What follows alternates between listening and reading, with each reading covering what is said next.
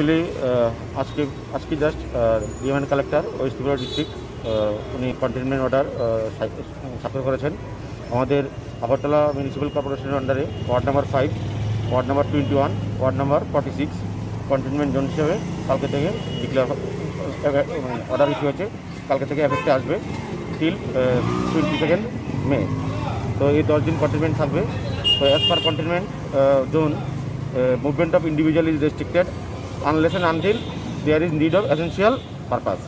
যদি medical exigency থাকে বা জরুরি পরিষেবার বিষয় থাকে তাহলে কোনো ব্যক্তিবর্গ এখান থেকে বেরোতে পারবেন, ঢুকতে পারবেন। আদারওয়াইজ কন্টেনমেন্ট জোনে মানে অন্য কোনো বাইরের লোক ঢোকা কঠোরভাবে নিষিদ্ধ এবং ভিতরের লোক এসেন্সিয়াল সার্ভিস ছাড়া, জরুরি পরিষেবার আওতার বাইরে ছাড়া অন্যরা।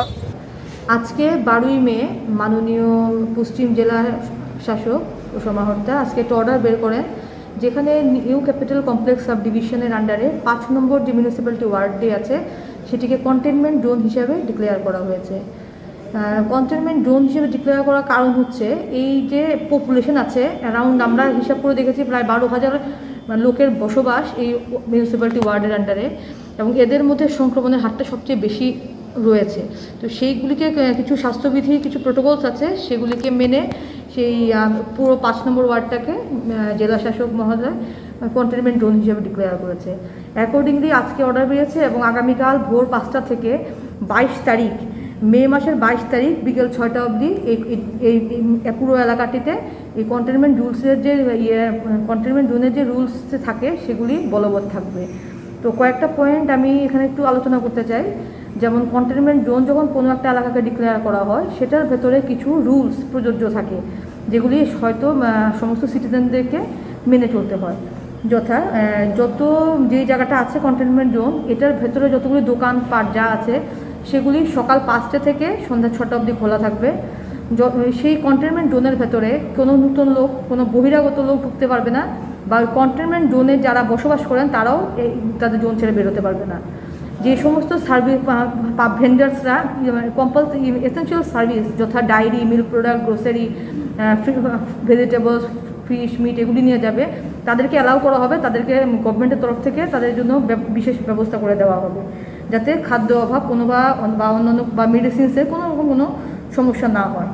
কন্টেনমেন্ট জোনের ভেতরে 2জন বা 2জনের বেশি কোনো লোক একসাথে চলাফেরা করতে পারবে না। প্রতি ব্যক্তি মাস্ক পরিধান করবে এবং সোশ্যাল ডিস্টেন্সিংটা মেনে চলতে হবে।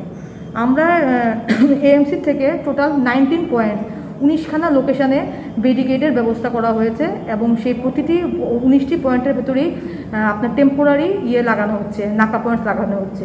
আমরা প্রতিটি নাকা পয়েন্টসে সিকিউরিটি পার্সোনাল দেব, যাতে সেখান থেকে কেউ সেগুলিকে অমান্য করে কেউ বাইরে না আসতে পারে, বা বহিরাগত কোনো লোক যাতে সেই কন্টেনমেন্টে ভুলবশত ঢুকে না পড়ে।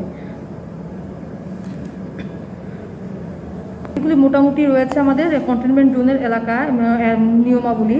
এছাড়াও আরও যেগুলি আপনার এএনসি নির্ধারিত আপনার যে স্বাস্থ্যবিধি অনুসারে যেগুলি আপনার নিয়মাবলী আছে সেগুলি প্রযোজ্য থাকবে, এবং এই উল্লেখ এবং এখন যে আলোচনা করলাম এই সবগুলি বিধিনিষেধ যদি অমান্য করা হয় তাহলে আমরা তাদের এগেনস্টে ডিজাস্টার ম্যানেজমেন্ট অ্যাক্টে আমরা আইন নিতে বাধ্য হব। 5 নং ওয়ার্ডের মানে মূলত কোন কোন জায়গাগুলি রয়েছে, একটু যদি এলাকাগুলি আপনি যদি পার্টিকুলারলি মেইন পয়েন্টগুলি যদি মেইন পয়েন্টস যেগুলি আছে সেগুলি হচ্ছে আপনার rubber board, Khayarpur bypass road, শ্যামলিমা অ্যাপার্টমেন্ট, 79 টিলা, জগৎপুর কালীবাড়ি, ইন্দ্রনগর, শৈব সংঘ, ভিআইপি রোড, এরপর আপনার হেরিটেজ পার্কের সামনের যে জায়গাটা আছে, ভগৎ সিং যুব আবাস, কুমারী টিলা, জ্যোতির্ময় কলোনি, আইটিআই রোড, শারদাপল্লী, মাতৃপল্লী ইত্যাদি। ভেতরে সবগুলি রাস্তায় খোলা থাকবে, কিন্তু অত্যন্ত কন্টেনমেন্ট জোনের যে মানে যে রুলসগুলি আছে সেগুলি প্রত্যেককে আমি অনুরোধ জানাবো সেগুলি যাতে মেনে চলে। সংক্রমণ ছড়ালে শুধু প্রশাসনের ব্যবস্থা নিলে কেউ সংক্রমণ ছড়ালে সাধারণ নাগরিক অত্যন্তভাবে সাফার করবে। সংক্রমণ যাতে ছড়িয়ে না পড়ে সেই উদ্দেশ্যেই প্রশাসন আজকে এই সিদ্ধান্ত নিয়েছে, এবং আমি সমস্ত নাগরিকবৃন্দের কাছে আমি অনুরোধ যাচ্ছি এরা যেন কন্টেনমেন্ট রুলগুলির সাথে কোঅপারেশন করে চলে এবং আমার প্রশাসনকে যথেষ্ট সহযোগিতা করে।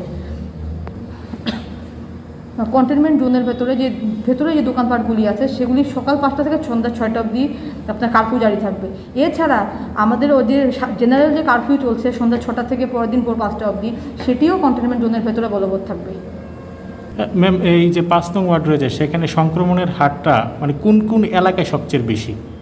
এই মুহূর্তে যতটুকু আমরা খবর পেয়েছি সংক্রমণের হারটা 5 নম্বর ওয়ার্ডে বিশেষভাবে আপনার ইন্দ্রনগর, জগৎপুর, আপনার শৈবসংঘ, ভগৎ সিং বিবেকানন্দ আবাসন, কুমারী টেলা, এই সমস্ত এলাকায় অত্যন্ত ভাবে বৃদ্ধি পেয়েছে। আর এই প্রশাসনে বা এএমসির তরফ থেকে সেখানে কি কোভিড টেস্টগুলি সেগুলি যথারীতি চলবে?